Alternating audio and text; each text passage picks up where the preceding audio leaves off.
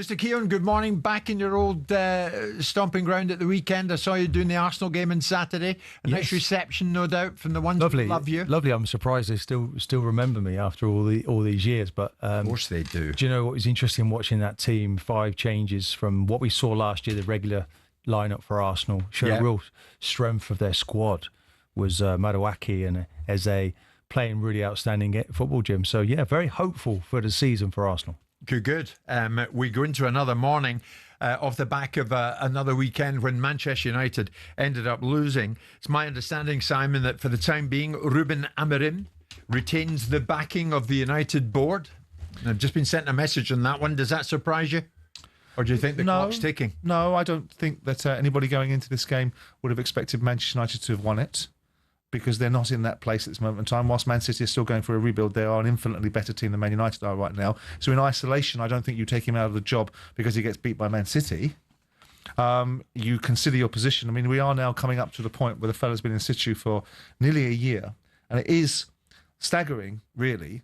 I mean, I know that we'll talk about the idea that systems are being deployed are making the difference, and so I don't agree with that. I think perhaps the players that have been bought and the players that are out in the field aren't good enough to play in any bloody system. But also, to some extent, the manager has to take a huge amount of responsibility for sitting in a place where you've made things worse. Now, if he thinks things are getting better and he can see the changes and that eventually he's going to land on solid ground, then fair play to him and fair play to the board supporting him in that vision. Yeah. But these are hard moments for United because if the fans are supporting Amorim, I'd like to know why. And not because I don't want him to be supported, but because in this world where people do not get supported, Russell Martin's walked into Glasgow Rangers at 7 or 8 games, they want him out. Yeah. The United guys, he seems to be getting a pass. Yes. Goes past Co, collects 200 quid, goes round again.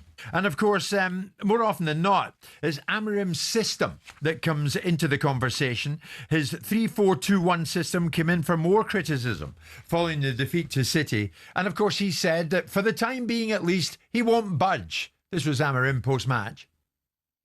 Not a record that you should have in Manchester United. There are a lot of things that you have no idea what happened during these months, but I accept that. But I'm not going to change. When I want to change my philosophy, I will change. If not, you have to change the man. So, and we will talk about that every game that we lose. I don't believe in that in the system or whatever. I play my way, and I'm going to play my will until I want to change.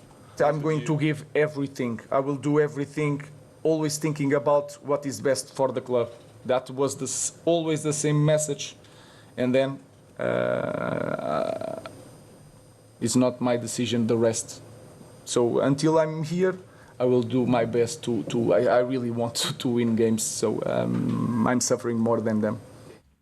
You better believe he wants to win games. He's going to have to. Martin, when you look at it, his Premier League record, managed them at 31 games in the Premier League, won 8. I mean, what does it tell us? Is he opting to stay wedded to a failing philosophy? Yeah, I think so. It's the worst start for Manchester United for 32 years. I just feel this system, and I just want to bring a bit of player context. So I've played in this system myself, and I have mentioned this in the past, playing in a back 4 system at Arsenal, playing with Bruce Rioch, who introduced a back 3 with 2 midfield players, and we were like scratching our head every week. It was problematic. So we would do walkthroughs on a Monday. Right, where am I going in this situation? There was so many questions. And it was kind of like, you felt like statues on the pitch. Am I a fullback now? I'm the right side centre half. I've got to go running out to the fullback. Am I the fullback? Do I go all the way out or do I stay in the middle? So many question marks. And these players, I think 2 things. The calibre of player is not good enough anymore at Manchester United. I think he stripped the club of anybody with any real individual talent.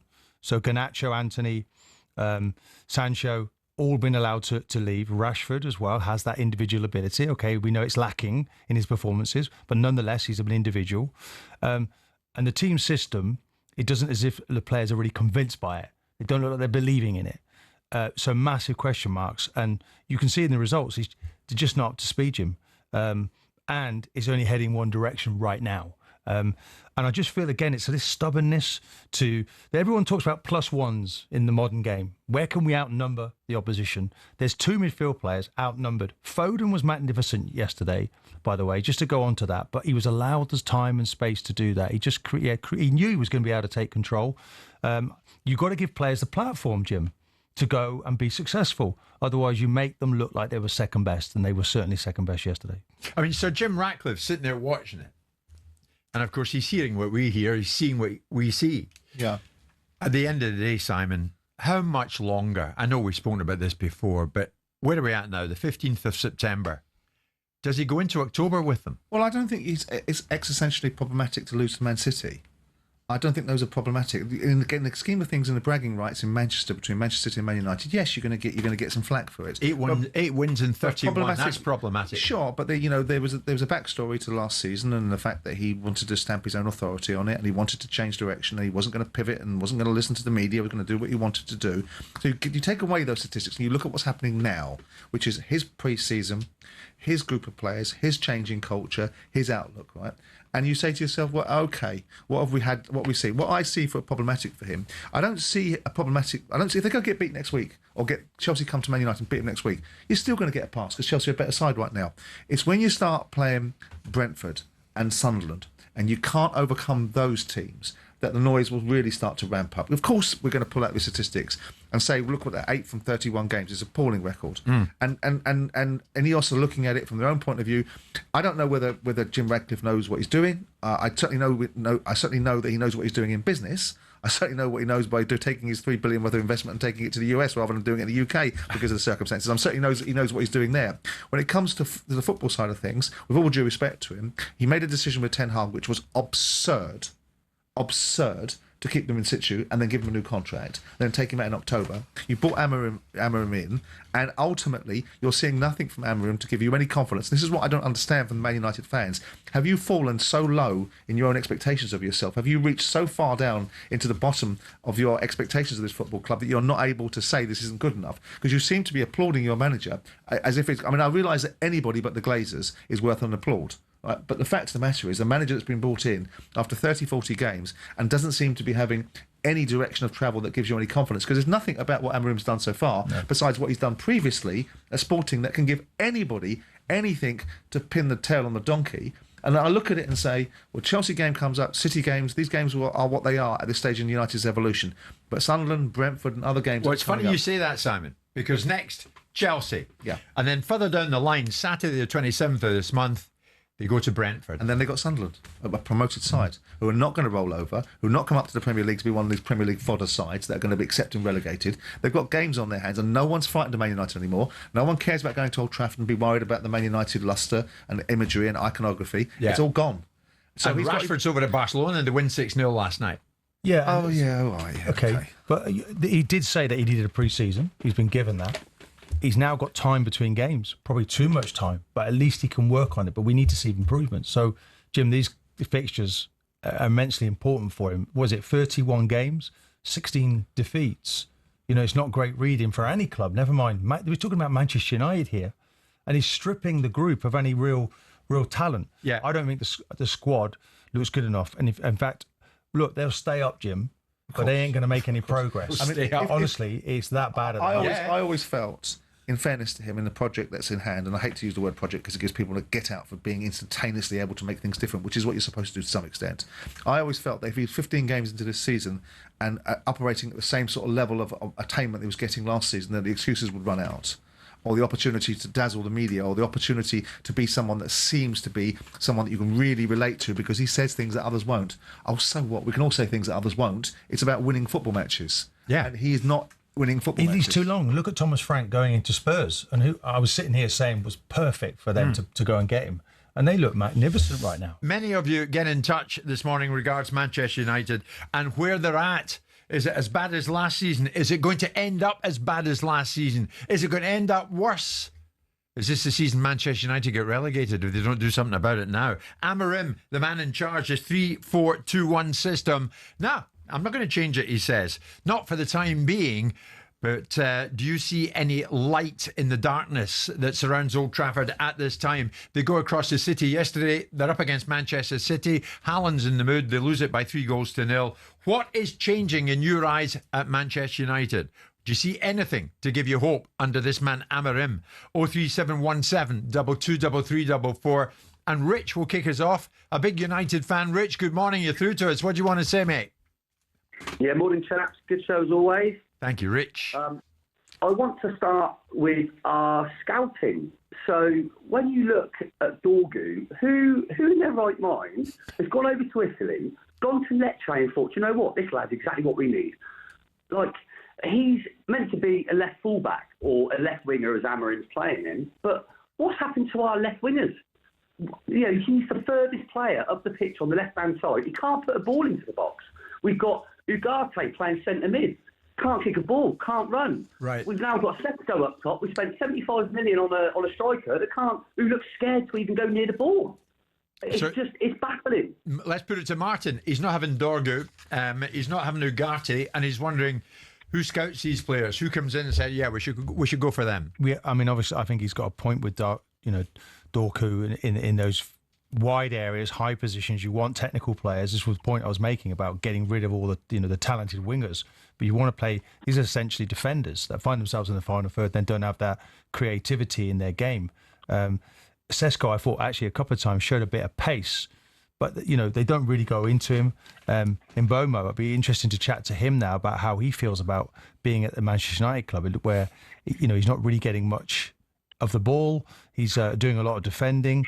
I just feel that the system doesn't really give anybody a chance to really flourish. But as I said, the quality of players not there, and you need that quality in wide positions, Jim. And you look at the Manchester United teams of yesteryear; they always had wingers that could just put the opposite defender on toast, and that ain't happening at the moment. And anything positive for you, Rich, to cling on to? Not really at the moment. I mean, if we can get the opportunity to change our formation, perhaps play with one defensive midfielder and play Mainu and Bruno Fernandes ahead of the defensive midfielder, so you've got three in the middle, and then you play your Cunhas out left wide, and you play your Buemos out right wide. People who are going to cut in and create something, because I'm sorry, Dorgu on one side, Dallo on the other side, they're too defensive minded. They just can't create anything. It's utterly ridiculous. We can all see it, and yet the manager can't. I mean, it's crazy. Rich, thanks for the call. Here's Brian. He thinks he's watching a game of Call My Bluff. Do you remember that? All these years ago, Simon. Frank Muir. BBC Two. Frank Muir. Brian, what's your take on it? Big United fan. Yeah, hi lads. Good morning. Thanks for taking my call.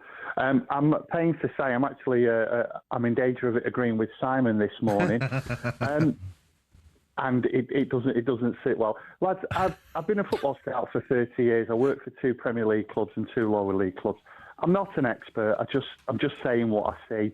I just think that he being Amorim, he looks hugely out of his depth. I just think it feels like he's almost trying to work himself out of a job. And this persistence of sticking to the same routine, same role, same system, that's either insecurity, obstinance, or idiocy, or a combination of the three. He said a while back, I know what I'm doing, I know what I'm doing. And it piqued my interest. I thought, well, why do you need to say that in a press conference? Other managers across the board wouldn't need to say that. He then said about 2 weeks ago, before the international break, I'm going to sort it out. What on earth is he going to sort out? There doesn't seem to be any progression between when he came in and where the team is today. He inherited a lot of players from Ten Hag who were just mediocre at best. He's moved them on. For me, it doesn't seem to be fitting. He seems to be trying to put the players into a system he wants rather than developing a system for the players. Well, you heard Martin on the system. Briefly, Brian, do you think he's a bluffer? Oh, to some tune, yeah. Oh, he's a huge bluffer. Yeah. There's no, in my mind, there is absolutely no question about that. And the more he does, and the more I see him, and the more you look at him, bluffer, 100%. It's just that his record in Portugal would suggest that he's not bluffing, Brian. Yeah, but that's Portugal, isn't it? And again, with all due respect, you've got three big teams in Portugal, and he did well there. He's not got the grind, the weekly hassle, the weekly aggravation of the Premier League. Every game's a hard game. Okay, Brian, thanks for that. Brian was in danger of agreeing with you. I know, the backhanded compliment was wonderful to receive. Yeah. Jim, he has had a level of success, hasn't he, in this playing this system in another continent, another country, sorry, and he's come here and it simply hasn't worked for him. That's what it is. I mean, we saw Conte, didn't we, many years ago, Chelsea, came here playing a back four. Halfway through a game, I think it was against Arsenal. Do you know what? Knocked into it. I can't manage in any other way, really, because I've been at Juve, I played a 5. They don't seem to understand it. I'm going to go to a 5. Now, it was quite robotic. Very well organised. It was played in a slightly different way to this. The lines were closer together. One on the league. Yeah, won them the league. Yes. Pretty well the only winners of the league playing this system. We saw Inter Milan play this system in the final of the Champions League. They're not having a great start to the season, by the way. It's a tricky system because you've got 5 players at the back and you've got to try and get everybody out. You can get pinned back quite easily, Jim, and you need to know your stuff. But he's getting overrun in the middle of the park and he's not finding solutions. So it's a massive worry. Nobody can sort it. Since Ferguson, nobody can sort this place out, Simon. Well, it's all Some of the biggest names that one came trophy, and gone. but it's all relative now. What we consider to have been, if we put Mourinho back in situ, just for the sake of argument, or even Van Gaal, and go, Mourinho wins the UEFA Cup, gets second in the league. Some people would say, relatively speaking, United was in good fettle. At the time, people were going, this isn't good enough. This is unacceptable. This is not what Man United are. So actually, it's the slow managing. What you've got is a managing of decline. I mean, Ollie was second. Sure. Yeah, absolutely. I maintain the view that I think some of the lack of substance and style and discipline and culture of this football club was seeded in during his tenure. But there was a period of time where he looks as if they were doing okay under him. I agree. But I was very critical of him, and I still believe that there was elements of that. I think all of them have, their fingers over this demise, but also the ownership, the lack of direction, the lack of control, not just the fact the owners take all the money out, because they spend loads of money too, not theirs, the club's money. There's no lack of investment in the team. Yeah. There's just a lack of direction.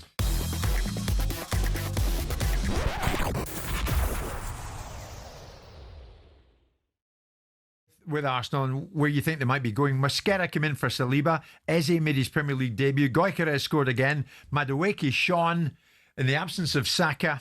I mean, is this the depth that we've been looking for with Arsenal? Yes, they did shine, Jim. But my expectation when, I was at the game, great day as it was, and I thought, well, I know, I saw you. I'm coming in, and if Arsenal lose this game, God, it'll be the first topic. But because they win, obviously we got 30 seconds at the end of the show to shoehorn it in. Now, you've done well up until now. Come on.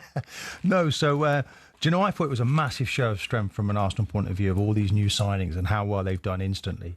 And I just wanted to sort of map out the number of players that Arsenal, we got so used to seeing the same 11 every week for Arsenal. The front three completely different. Eze was outstanding. He's a game changer. That first time cross for the second goal. Gyökeres in the box, the Predator. Madueke performing brilliantly, Jim. Saka now has real competition for places. But it was the Spanish midfield. We talked, didn't we, about the England team? Why can't they beat somebody 6-0? Well, yeah. Spain did that with 2 Arsenal players playing in centre midfield. So that's really strong. Marino, Waneri coming on after 2 or 3 minutes to replace Ødegaard. So and Zupimendi, what a performance! So they really did look good. I mean, if Saka, Saliba, and Ødegaard had been injured last season, this would be a crisis. Exactly, and that was the most pleasing. You don't want to see those players injured, that's for sure.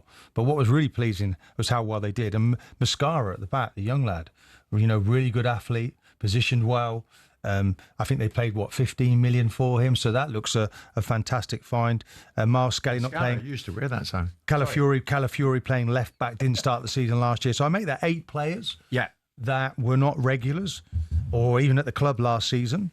So that's really good progress because that's a show of strength, and they're going to need that squad. Doing a serious analysis, and you're talking about Mosquera. Sorry about that. He's playing this all day. I planned it all day, yeah. Yeah. As soon as the Arsenal finished, I planned it. But I knew we would come to it with 10 seconds to go. What people must realise is Martin has planned this. You want to see the notes that he has prepared for the Arsenal piece, which is amazing. Before we go, though, I remember last season, and there was talk of Madueke to Arsenal. And we were thinking, I wonder how that will go down. 5,000 people, 5,000 fans signed a no to Madueke petition. 5,000 of them signed it. Where are they now? Well, I mean, I actually said to the player after the game that I was concerned a little bit in terms of how collective was he going to be. There was, when he was at Chelsea, you thought at times he didn't make the right call, make the decision, maybe a little bit selfish and needed to be more collective. But you cannot criticise him the way that he's played at Arsenal. The selection of his passes, the shooting, the assists he's getting, he's doing it every game now. He's doing it for England. He's doing it for Arsenal. So I think it's been, a real tonic for Good Arsenal. coaching for Arteta, I suspect. Exactly. And he's picking up that message. And that's the two players were walking off the pitch, actually, Eze, Madueke, really looking forward, chatting excitedly about the next game. And that's what I love to hear, really, because I don't want to know what's just happened. I want to know what you're looking forward to next. And that's the Champions League game on Tuesday. Will they win in Bilbao? It's a game they can definitely win, but you respect everybody in the Champions League every game. Start of last season, they went to Atletico. Atalanta, and that was a tricky tie for them. So as long as they come away with something, you'd be happy. And has Eze made a starting spot his own now? Should he be starting automatically almost? Do you know, you could just see the players when he gets the ball, the reaction around him, people really looking for the ball. They know that first time pass was a little bit special. You do sometimes think the Arsenal wingers, is it coming in, isn't it coming in, bang, just puts it in for left foot, total confidence, and it's slotted away. Feed the striker and he'll score goals.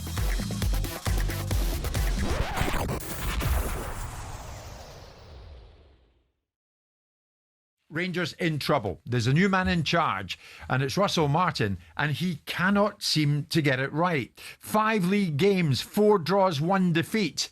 They are 10th in the table, having made their worst start to any league season in 47 long years. What on earth is going on? We were told that Hearts may well get in between the old firm this season. What with Tony Bloom's money going into the club, the Brighton man.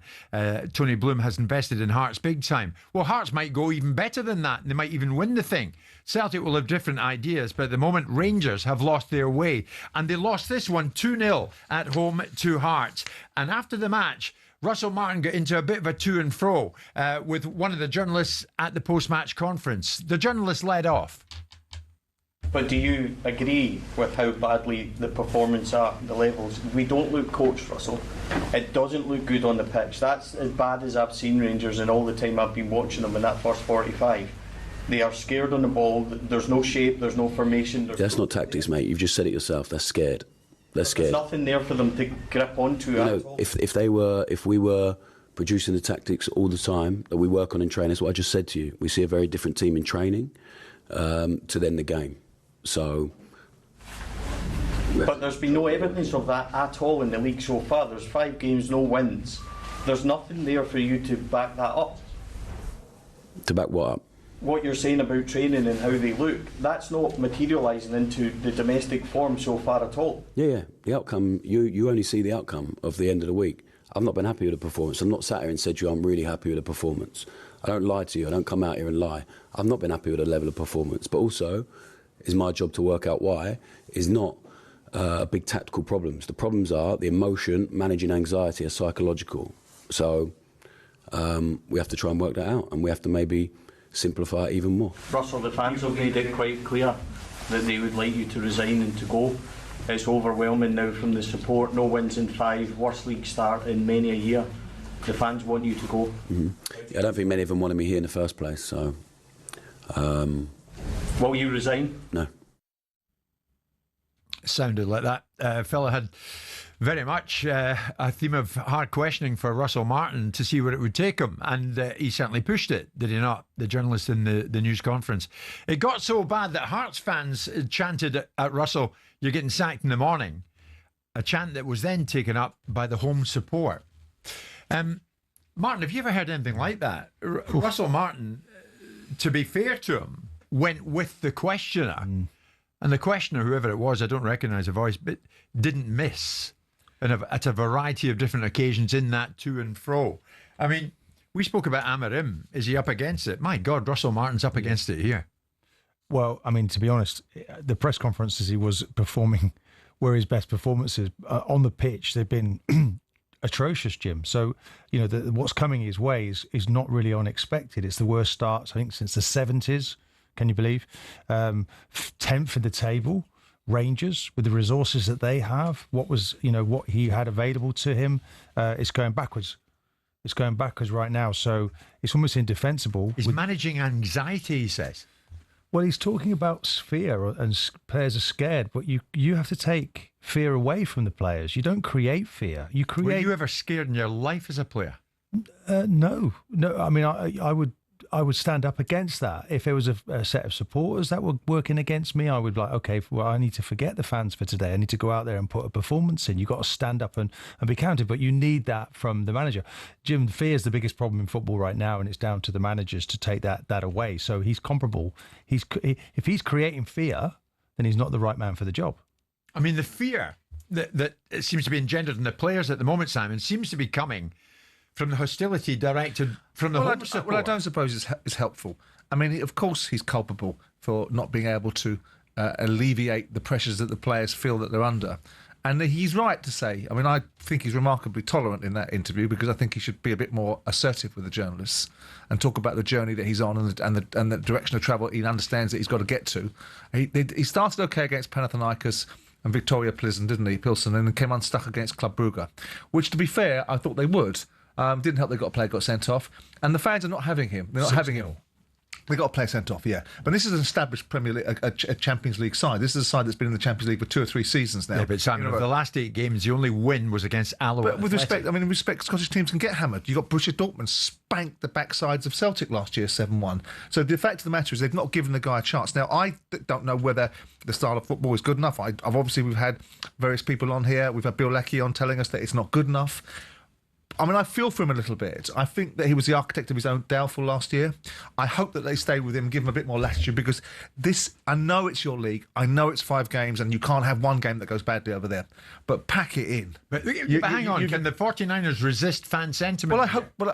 look, they employed They're 10th in the table range. Well, I hope that they do, because it should not be fans that pick football managers. It should be those that are making decisions that are balanced upon all their views, that are looking at the bigger picture and understanding why they employed him in the first place. Because there's no understanding of why they employed Russell Martin, because he said it himself. The fans didn't want me here in the first place. So they must have seen something in him, right? Unless he's a complete bluffer, unless he's a complete bait and switch merchant, they should have the strength of character to go, well, we saw this from him, right?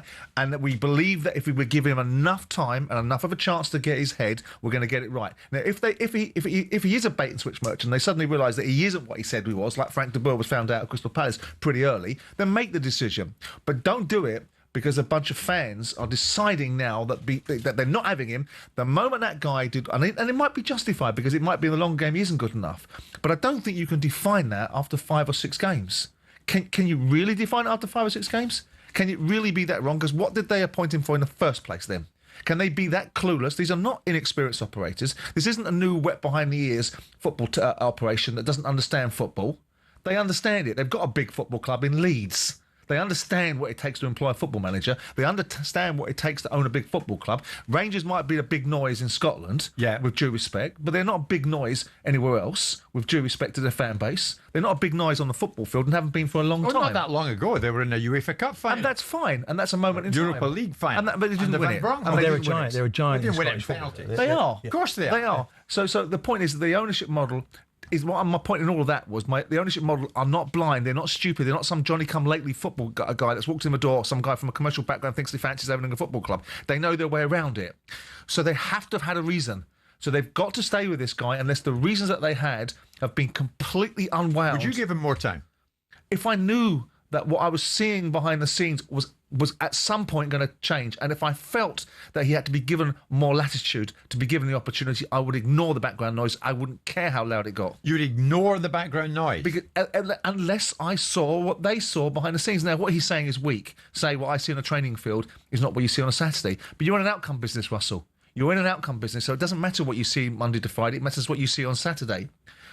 And when I saw the result on Sunday and I saw them go 2-0, I thought, when I saw them go 2-0 down, I thought, oh, mate, I wouldn't like to be in that atmosphere. It's going to get lively now. Chris is a Rangers fan who we haven't even asked for calls, and I want you to call in 03717 223344. Chris, you get ahead of the pack here. What do you want to say, Rangers fan? I thought you'd want to hear from me, Jim. I thought you'd want to call early. So, yeah, I was actually backing Russell probably longer than most. I kind of thought we'd give him to the end of the window and then give him the international break where he's maybe got a bit more time with some of the players. Granted that some of our players were away, but he can maybe watch the games back, kind of readdress it. But the first half against Hearts was worse than every other performance so far. So where does that take you then, Chris? Do you still back him? No, I don't, Jim. I think you can tell in his interview, you can tell in his words, his tone. He looks lost. He looks lost himself. He doesn't want to go, clearly, because, you know, he's a smart man. He probably wants to be paid up, and rightfully so. They've made a mistake. I think they've got to come out and get someone new. And I'll put what Simon said. He said that we beat Panathinaikos, which is correct. But granted, Simon, I expect you watched the game. Panathinaikos should have won that game 9-2. But it didn't. Over 2 legs. They didn't. If Russell Martin's not the answer, then, Chris, who is? I'll tell you, Jim, what I will say is I'm not one for this Barry Ferguson coming back nonsense. He had an average of 2 goals against him a game. I quite like the guy Dutson at Bodo Glimt. Small league, overachieves. I like his style of football. I don't know how achievable that is, but the Norwegian league kind of finishes at different times. He would be my choice. If there's anything else you need or any... that's Martin's phone going off, Chris. Ignore that. Chris, thanks so much for the call. I mean, there's talk about Steven Gerrard, Simon. Would he go back? You and I were in studio the other day when Mark Van Bommel joined us and said, yeah, there was an indication that I should apply for the Rangers job, but it didn't get anywhere with that. I mean, Russell knows that Russell's on borrowed time. Yes, of course he is, because you can't start the Scottish Premier League season the way he started it. And he may well deserve to get the boot. But I want them to fire him because they have not able to... They employed him, and they look at it and think we've made a mistake. I don't want them not to have any balls and say, well, we see something different. But, you know, I don't like this idea. I've never liked this idea of... And I respect football fans. I'm a football fan myself. I hate this idea of people being hounded out of a job instantaneously just because you didn't fancy him from the default. The moment someone comes in the door and you didn't fancy him, you're waiting for that opportunity to be able to go out. Yeah. And you heard Russell say, they didn't fancy me. A large number of them didn't fancy me from the outset. So what chance have I got? But he's still there and he won't quit.